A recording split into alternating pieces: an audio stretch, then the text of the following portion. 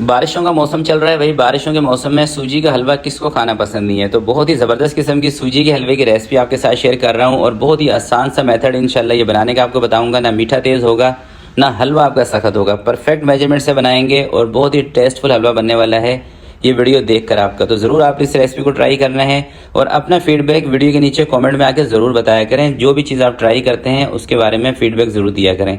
तो चले मिलके बनाते हैं। बिस्मिल्लाहिर्रहमानिर्रहीम। तो सबसे पहले आपने 1 कप ले लेना है घर के अंदर से चाय वाला, उसी से सारी चीज़ों की मेजरमेंट करनी है। तो 1 कप से थोड़ा सा कम घी आपने लेना है, अगर देसी हो तो ज़्यादा बेहतर है, ठीक है। और उसी कप के साथ 1 कप भर के आपने सूजी डाल देनी है और अच्छे तरीके से मीडियम आंच पर 7-8 मिनट के लिए ना आपने सूजी को भूनना है।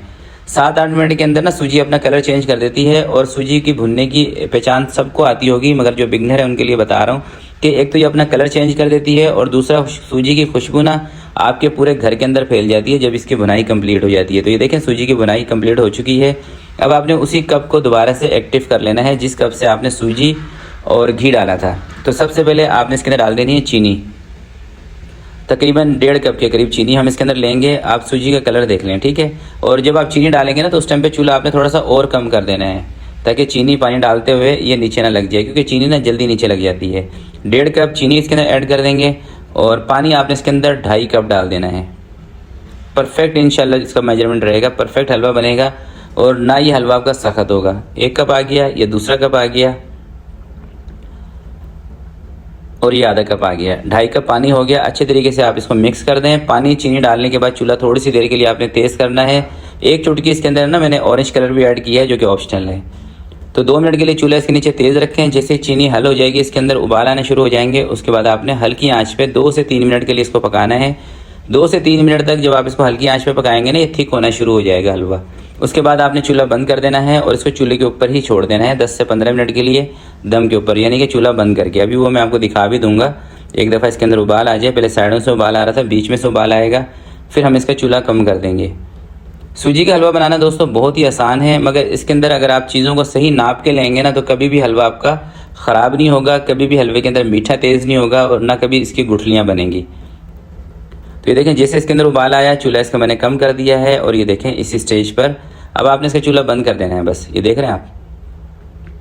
अब आप कहेंगे शेफ़ इतना पतला हलवा ये जमेगा कैसे? भाई सूजी ने खुद ही सारा पानी उठा लेना है, जो पानी हमने इसके अंदर डाला है ना खुद ही खुश्क हो जाएगा। बस आपने चूल्हा बंद कर देना है और लास्ट में आप चाहें तो इसके अंदर थोड़े से बादाम, पिस्ता, काजू जो भी चीज़ आपके पास मौजूद हो वो भी आप इसके अंदर डाल सकते हैं। तो ये लें थोड़ा सा ना मैं आपको और ज़रा करीब से दिखाता हूँ ताकि आपको सही अंदाज़ा हो सके। देख रहे हैं।